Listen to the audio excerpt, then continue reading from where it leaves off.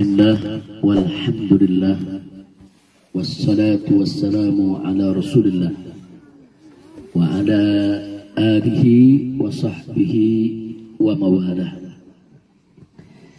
Ahiba'il kiram, usikum jami'a wa nafsi bi taqwallah. Sampaikan terima kasih, penghargaan yang tinggi untuk segenap ikhwan, baik ahbab kita yang datang dari kota suci Makkah maupun segenap ahbab kita yang tinggal di kota Taif ini. Terima kasih atas segala perhatian antum, kepedulian antum, kebersamaan antum semua, yaitu selama saya dan keluarga tinggal di kota Makkah sudah 3,5 tahun lebih, hampir 4 tahun.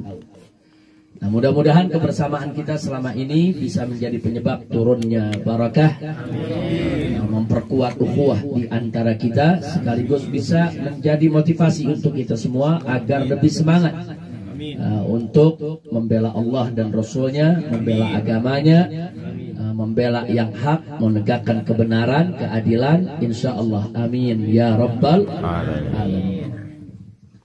Nah, kemudian sebagaimana kita ketahui, malam hari ini kita kumpul di kota Taif ini dalam rangka silaturahim, sekaligus ini mungkin menjadi perpisahan, tapi mudah-mudahan perpisahan sementara di antara kita semua, di mana insya Allah kalau tidak ada halangan dalam waktu dekat, saya sekeluarga akan kembali ke tanah air. Insya Allah dalam waktu dekat ini, tidak lama lagi saya sekeluarga akan kembali ke Indonesia, akan pulang ke tanah air, dan akan kembali berjuang bersama umat Islam di kita punya negeri tercinta. Amin ya rabbal alamin. Karena walau bagaimanapun juga, Indonesia adalah negeri kita semua. Indonesia adalah tanah air kita. Dan kita semua sangat-sangat mencintai kita punya negeri. Nah, melihat kondisi kita punya negeri saat ini dalam kondisi yang sangat memprihatinkan. Nah, artinya kondisi yang sangat memprihatinkan, ya tentu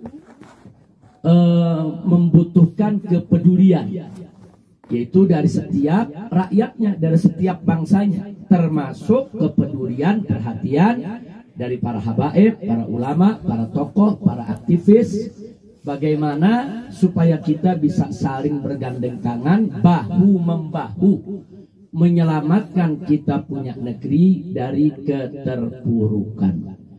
Karena saat ini kita punya negeri, sebagaimana kita ketahui, sedang ada pandemi wabah corona yang sampai hari ini penanganannya juga sangat-sangat tidak profesional. Semakin hari semakin tinggi, yaitu tingkat kurva kenaikan daripada wabah coronanya. Kemudian ditambah lagi dengan resesi ekonomi, bukan sekedar krisis, tapi kita sudah masuk yaitu ke periode ketahapan yaitu yang sangat berbahaya bagi kesejahteraan bangsa Indonesia. Dan yang paling parah lagi adalah kezaliman yang merajalela, di mana hukum dikangkangi, saudara, bahkan konstitusi sudah banyak dilanggar. Kemudian kita lihat juga dalam penegakan hukumnya, kita lihat dengan mata kepala kita sendiri, yaitu mengikuti syahwat, hawa nafsu, sehingga penegakan hukum suka-suka, dan ini tidak boleh dibiarkan.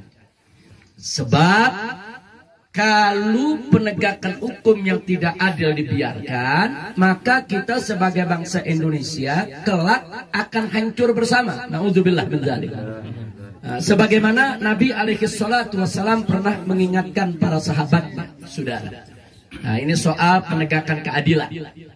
Tatkala Usama bin Zaid bin Harithah radhiyallahu taala anhu wa an jami'is sahabah, di mana tatkala beliau diutus oleh sekelompok yaitu dari para sahabat Nabi untuk mencoba menyampaikan kepada Nabi tentang akan dihukum potong tangannya seorang wanita dari Bani Makhzum, saudara, karena dianggap ini wanita terhormat, wanita dari Quraisy, wanita yang punya kedudukan, yaitu dari qabilahnya atau asyirahnya kedudukan yang tinggi. Sehingga ada keresahan kalau sampai wanita ini yang sudah terbukti mencuri akan dipotong tangannya. Ini menjadi satu beban bagi kaumnya yang dianggap sebagai kaum yang punya kedudukan, yang terhormat, ya kawan. Nah, singkat cerita, apa yang dikatakan oleh Nabi alaihi salatu wasallam kepada Usama bin Zaid bin Harithah radhiyallahu taala anhu, yang Nabi katakan adalah, ya Usama, atasfa'u fi haddin min hududillah. Hei Usama, apakah engkau ini ingin memberikan pertolongan, ingin memberikan satu keringanan di dalam satu ketetapan hukum yang sudah diputuskan oleh Allah? Jadi ada satu ketetapan yang sudah Allah putuskan, yang sudah Allah tetapkan. Kemudian tahu-tahu kau ini ingin minta dispensasi, meminta keringanan, meminta perubahan hukum, saudara. Lalu setelah itu yang paling menarik, Nabi memberikan kabar kepada Usama, dan ini untuk kita semua. Apa kata Nabi? Ketahuilah, innama halaka man kana qablakum. Sesungguhnya umat sebelum kamu dulu dibinasakan oleh Allah gara-gara perkara seperti ini. Perkara yang bagaimana? Saudara, perkara yaitu jika ada orang yang dianggap terhormat, idza taraka fihi musyari. Jadi kalau ada orang yang dianggap terhormat, dianggap mulia, kemudian mereka mencuri, tarakuh, dibiarkan, tidak dihukum. Wa idza taraka fihi mudhaif, tapi kalau ada orang lemah, wong cilik, rakyat kecil, saudara, yang mencuri, yuqamu alaihil had. Baru ditegakkan hukum, baru dihukum dengan berat. Jadi Nabi kasih tahu kepada Usama, perilaku seperti ini, meminta dispensasi, meminta keringanan hukum, meminta pembebasan hukum, saudara, bagi orang-orang tertentu yang dianggap mulia, dianggap terhormat, ini bisa mendatangkan bala musibah dari Allah. Na'udzubillah min dzalik. Jadi hukum itu buat semua. Hukum itu nggak boleh pilih bulu. Hukum itu nggak boleh dipilah-pilah. Hukum itu, saudara, justice for all. Hukum itu yang namanya keadilan itu untuk semua. Al-adlul jami'. Keadilan itu untuk semua orang. Bahkan keadilan itu bukan hanya untuk orang Islam saja. Orang kafir sekalipun harus diperlakukan dengan adil, ya kawan. Ini indahnya Islam. Jadi nggak bisa hukum itu dipilih-pilih, dipilah-pilah. Oh, yang ini dekat dengan rezim, jangan dihukum. Oh, yang ini jauh dengan rezim, ini harus dihukum. Nggak boleh. Nah, akhirnya setelah Nabi mengatakan sedemikian rupa, Nabi bersumpah, saudara, waimullah, kata Nabi, demi Allah, kata Nabi, demi Allah, waimullah, kata Nabi, jika putriku Fatimah binti Muhammadin sarakat, andai kata aku punya putri Fatimah, jantung hatiku, kekasihku, kecintaanku, perempuan yang paling mulia. Siapa perempuan yang lebih mulia dari Sayyidatuna Fatimah yang Nabi katakan Sayyidatun Nisa'il Alamin, pemimpin perempuan semesta alam. Sedemikian tingginya terhormatnya kedudukan Fatimah Zahra, tetap Nabi mengatakan laukanat Fatimah binta Muhammadin sarakat laqata'tu yadaha. Demi Allah, jika putriku Fatimah, yang tadi sudah kita sebutkan betapa mulianya Fatimah, betapa terhormatnya Fatimah, tapi kalau mencuri, demi Allah, laqata'tu yadaha, niscaya pasti akan aku potong tangannya. Subhanallah. Nah, kenapa Nabi menyampaikan ini, ya ikhwan? Karena memang penegakan hukum yang adil itu merupakan syarat mutlak kesejahteraan, keberkahan suatu bangsa dan suatu negeri, ya. Kalau penegakan hukum yang suka-suka, kalau penegakan hukum yang seenaknya yang terjadi di negeri kita, dibiarkan, akan hancur kita punya negeri. Nabi udah kasih tahu, innama halaka man kana qablakum. Yang hancur bukan rezimnya saja, yang hancur bukan orang-orang jahatnya saja, yang hancur bukan mereka yang korup saja, Yang hancur bukan mereka yang zalim saja, satu negeri akan Allah hancurkan. Na'udzubillah min dzalik. Dan ini nggak boleh terjadi. Nah pertanyaannya, apakah ini bisa kita cegah? Bisa ya ikhwan. Siapa bilang kita nggak bisa cegah? Loh caranya bagaimana supaya untuk mencegah ini? Ya kita tegakkan keadilan. Kita paksa siapapun pejabat di negeri kita wajib untuk menegakkan keadilan.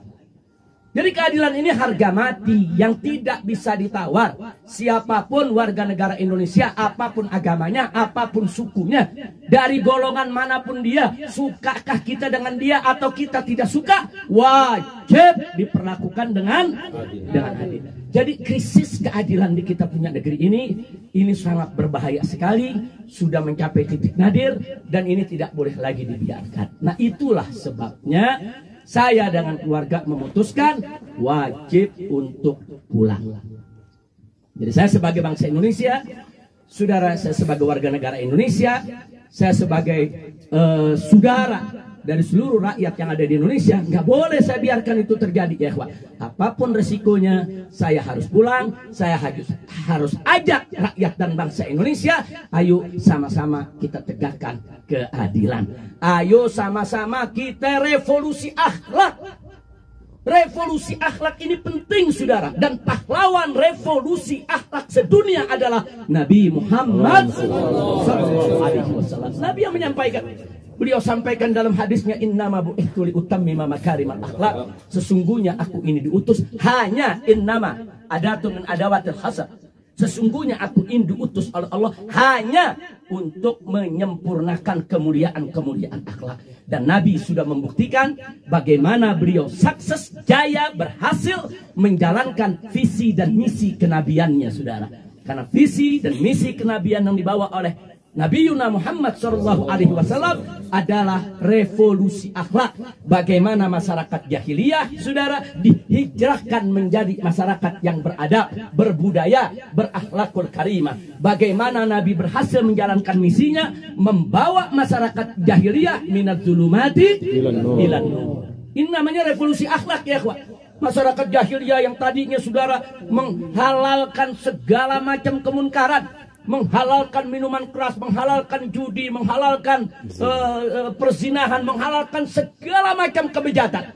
Dengan diutusnya Nabi menyempurnakan semua akhlak yang ada ya ikhwan. Mereka dihijrahkan dari akhlak yang tidak baik menjadi akhlak yang baik, dari akhlak yang sudah baik menjadi akhlak yang lebih baik. Ini yang wajib kita lakukan ya ikhwan. Nah karena itu sekali lagi kepulangan kita ini tidak lain dan tidak bukan bahwa saya dan kawan-kawan, saya tidak berjuang sendiri ya ikhwan. Nah ingin membangkitkan kembali semangat rakyat dan bangsa Indonesia di dalam menegakkan keadilan dan melawan segala kezaliman. Kita tidak mau binasa tenggelam bersama orang-orang zalim. Kita tidak mau binasa tenggelam dengan orang-orang yang selama ini memperlakukan masyarakat Indonesia dengan tidak adil ya ikhwan. Dengan menegakkan keadilan, insya Allah kita akan jauh dari bala, akan jauh dari musibah, akan jauh dari segala bencana. Amin ya rabbal alamin. Kita ajak semua masyarakat tanpa pandang bulu siapapun dia, saudara. Ayo mari, dari yang tidak mengenal Allah kita ajak agar mereka mengenal Allah. Dari yang tadinya berbuat tidak baik kita ajak supaya mereka bisa berbuat baik. Dari yang tadinya suka korupsi kita ajak supaya mereka tidak korupsi lagi. Dari yang tadinya zalim kita ajak supaya mereka tidak zalim lagi. Ini yang disebut revolusi akhlak ya kawan. Dan ini menjadi satu keniscayaan. Artinya keniscayaan dalam kondisi kita punya negeri saudara, di mana ketidakadilan merajalela, di mana yang namanya kezaliman merajalela, tidak ada pilihan lain untuk menghadapi itu semua kecuali dengan revolusi akhlak. Nah karena itu doakan, insya Allah dalam waktu dekat saya akan kembali dengan keluarga semua dan kami akan bergabung kembali dengan seluruh rakyat dan bangsa Indonesia, yaitu untuk melanjutkan perjuangan. Kezaliman ini tidak boleh dibiarkan, ketidakadilan ini tidak boleh dibiarkan, dan semoga Allah Subhanahu wa taala memberikan kemenangan kepada segenap para ulama dan umat Islam di Indonesia. Amin ya rabbal alamin. Nah, sebelum saya akhiri, saya ingatkan, yakinlah, percayalah dengan janji Allah Subhanahu wa taala. Allah memerintahkan kita untuk membela agamanya. Allah nyatakan dalam Al-Quranul Karim, faqala ta'ala, ya ayyuhalladzina amanu kunu ansarallah. Hei orang-orang yang beriman, jadilah kamu sekalian sebagai penolong-penolong Allah. Apa yang dimaksud penolong Allah? Padahal Allah tidak butuh ditolong. Apa yang dimaksud pembela Allah? Padahal Allah tidak butuh dibela. Jadi kalau Allah memerintahkan kita, jadilah kamu pembela Allah, jadilah kamu penolong Allah, artinya kita diminta untuk menjadi pembela ajarannya, pembela hukumnya, pembela aturannya, saudara, pembela syariatnya, agar bisa ditegakkan di bumi Allah. Nah, jadi nggak betul kalau ada mengatakan Allah nggak perlu dibela, Allah nggak perlu ditolong, saudara, dengan maksud supaya kita tidak berjuang, tidak membela agama Allah. Tidak betul. Itu namanya kalimat haqqin yuradu bihi batil, saudara. Nah, yang betul, saudara, betul memang Allah tidak butuh dibela, tapi kok Allah suruh kita membela? Ini kan menarik. Allah nggak butuh dibela, Allah nggak butuh ditolong, tapi Allah perintahkan orang yang beriman, ya ayyuhalladzina amanu, hei orang-orang beriman. Ini perintah Allah. Kunu, jadilah kamu sekalian ansarullah, penolong-penolong Allah. Nah, jadi kalau kita dikatakan nggak boleh bela Allah, nggak perlu nolong Allah, Allah nggak butuh ditolong, Allah nggak butuh dibela, lalu posisi ayat ini di mana? Nah, maka itu saudara, Ahlus Sunnah wal Jamaah sepakat, ya Allah tidak butuh ditolong, Allah tidak butuh dibela, itu merupakan akidah kita semua. Tapi kalau Allah sudah memerintahkan kita untuk membela Allah, menolong Allah, berarti yang kita suruh dibela dan ditolong adalah hukumnya, ajarannya, aturannya, supaya bisa kita tegakkan dalam kehidupan, yaitu berbangsa dan bernegara kita, insya Allah. Nah, di samping itu ada janji Allah dalam ayat yang lain. Allah nyatakan, ya ayyuhalladzina amanu in tansurullah. Hei orang-orang yang beriman, jika kamu sekalian betul-betul sungguh-sungguh membela Allah, memenangkan Allah, yansurkum, niscaya Allah pasti akan memenangkan kamu sekalian. Ini janji Allah, ya. Kenapa kita mesti ragu dengan Allah punya janji? Kenapa kita mesti pesimis, oh nanti perjuangan kita nggak menang? Kenapa kita mesti takut? Oh musuh begitu besar, oh musuh begitu kuat, oh musuh punya segala macam kekuatan ekonomi, kekuatan politik, kekuatan persenjataan. Kenapa kita mesti takut itu semua, ya kawan?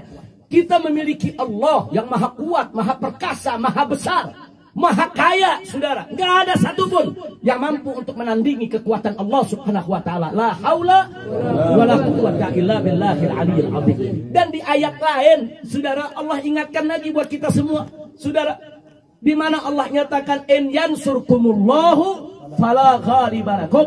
Jika Allah sudah memenangkan kamu, membela kamu, fala ghaliba, tidak ada satupun yang bisa mengalahkan kamu. Subhanallah. Nah, ini keyakinan yang mesti kita bangun, ya, Pak. Jadi jangan kalau berjuang tuh merasa minder, takut, saudara, melihat kekuatan musuh ini, kelihatannya begitu besar. Jangan. Allah jauh lebih besar dari mereka, Allah jauh lebih kuat dari mereka, Allah jauh lebih kaya dari mereka, ya, Pak. Nah, karena itu tidak usah khawatir.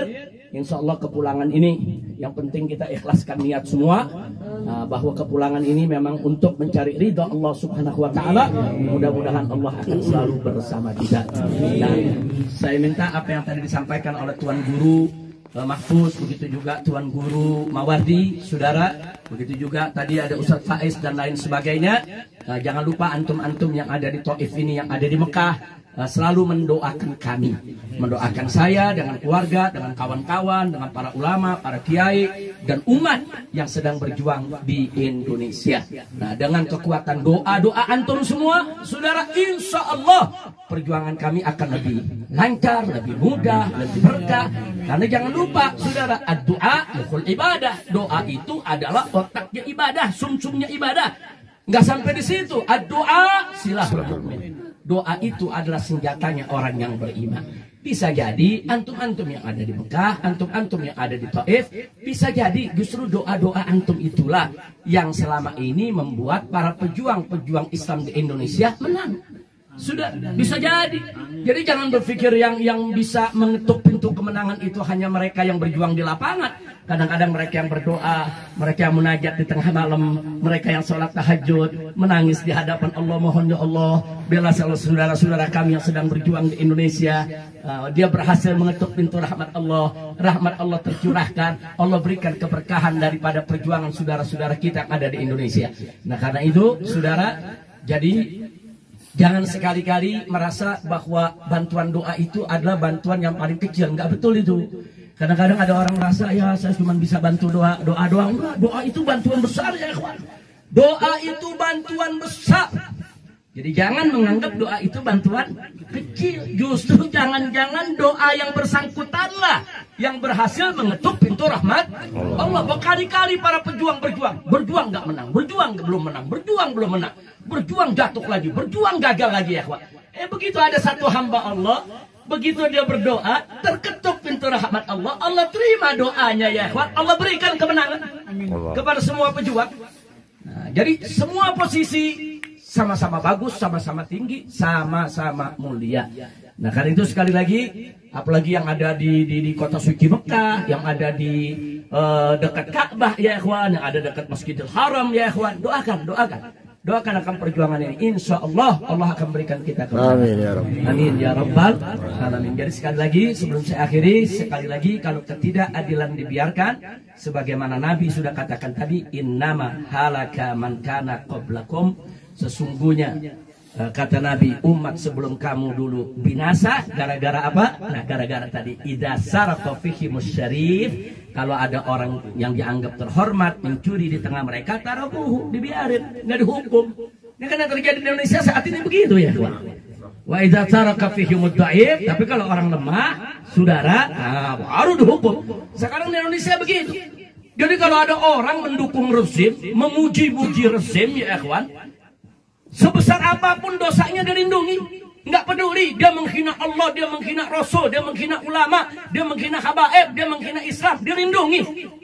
Hanya karena dia menjilat kepada rezimnya. Ini fakta, bukan fitnah, ini bukan hoax, bukan. Ini fakta. Ini sudah menjadi rahasia umum.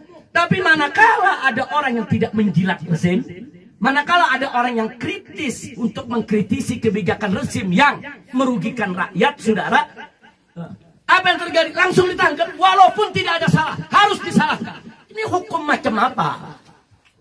Dan ini dipertontonkan secara telanjang kepada masyarakat. Dipertontonkan secara telanjang. Lalu begitu dipertontonkan secara telanjang, kita harus diam. Kalau kita diam, kita akan ikut binasa bersama mereka. Na'udzubillah min dzalik. Maka itu saya pikir udah waktunya saya harus segera pulang. Sebetulnya saya mau pulang bukan baru sekarang ya, Pak. Kita sudah dari 3 tahun yang lalu mau pulang, cuman dihalangi sampai dicekal dan lain sebagainya. Ada gerakan politik, ada gerakan intelijen yang menghalang-halangi saya pulang, sehingga sampai tertunda 3,5 tahun saya tidak pulang. Nah, alhamdulillah hari ini kita mendapat kesempatan, mudah-mudahan tidak ada yang menghalangi lagi, atau kalaupun ada yang menghalangi, mudah-mudahan gagal upaya mereka untuk menghalangi. Insya Allah dalam waktu dekat nanti akan saya umumkan kapan kita akan pulang. Kita sedang menyelesaikan segala administrasi keimigrasiannya. Insya Allah dalam waktu dekat kita akan pulang dan kita akan kembali berjuang. Kita pulang bukan untuk berontak, kita pulang bukan untuk bikin gaduh, kita pulang bukan untuk perang, bukan. Kita pulang untuk memperbaiki nasib negeri kita, saudara. Jangan lupa, innallaha la yughayyiru ma biqaumin hatta yughayyiru ma bi anfusihim. Allah tidak akan merubah nasib satu kaum, nasib satu bangsa, kalau bangsa itu sendiri tidak berupaya untuk merubah apa yang ada dalam diri mereka. Jadi kita pulang mengajak seluruh rakyat, seluruh bangsa, ayo kita evaluasi. Kenapa sih kok kita bisa mendapatkan musibah seperti ini? Ada apa? Kenapa sih musibah datang bertubi-tubi? Apa sih yang kita lakukan? Apa sih kesalahan kita kepada Allah? Kenapa sih perjuangan kita ini terus tersendat, terus perjuangan ini mendapat halangan-halangan yang berat? Ada apa sih? Mungkin ada dosa-dosa yang kita kerjakan, yang perlu kita perbaiki dulu ya ikhwan. Jadi kita revolusi akhlak mulai dari diri kita dulu ya ikhwan. Revolusi akhlak mulai dari diri kita, mulai dari keluarga kita, kemudian ke masyarakat kita, kemudian kepada seluruh bangsa dan negara kita ya ikhwan. Tidak ada jalan lain. Revolusi akhlak, insya Allah Indonesia akan menjadi Indonesia berkah. Takbir. Yang bisa saya sampaikan, mudah-mudahan manfaat untuk antum semua. Rekaman yang antum ambil hari ini bebas, antum mau sampaikan kemana aja silakan, karena ini terbuka. Ini merupakan bagian daripada perjuangan kita semua. Itu saja. Sekali lagi doakan dan doakan. Sekarang saya mau tanya semua yang ada di sini, tetap siap mendukung perjuangan? Siap. Siap mendoakan? Siap. Takbir. Allahu Akbar. Sallu ala nabi. Allahu Akbar, Allahu Akbar, Allahu Akbar, walillahil hamd. Allahumma salli ala Sayyidina Muhammad wa ala ali Sayyidina Muhammad. Sekian yang bisa saya sampaikan, dan saya minta maaf kalau dalam pertemuan ini antum duduk di bawah, ana dengan Habib Salim duduk di atas. Sebetulnya dari tadi ana minta antum duduk di atas sebagian, karena barusan kita habis kena air di sini, agak dingin juga ini airnya. Nah, agak sedikit apa namanya, kena airnya agak sedikit menggigil, makanya dari tadi anda duduk di pojok aja lah, duduk di pojok di atas biar agak hangat. Jadi tolong dimaklumi, bukan kita tidak sopan. Nah itu saja, terima kasih banyak. Jazakumullahu khairan jasa. Apa-apa yang saya sampaikan tadi, ya ikhwan, mudah-mudahan menjadi manfaat buat kita semua. Dan kalau ada kesalahan-kesalahan, saya mohon ampun kepada Allah dan mohon dimaafkan dari semua yang ada di sini. Dan sekali lagi, kalau selama ini saya ada di Mekah ataupun di Taif, ada kesalahan yang saya lakukan kepada anda semua, sengaja atau tidak sengaja, yang besar ataupun yang kecil, tolong dibukakan pintu maaf yang sebesar-besarnya. Sekian yang bisa saya sampaikan. Terima kasih banyak. Jazakumullahu khairal jaza. Hadani Allah wa iyyakum ila siratal mustaqim. Wassalamualaikum warahmatullahi wabarakatuh. Waalaikumsalam.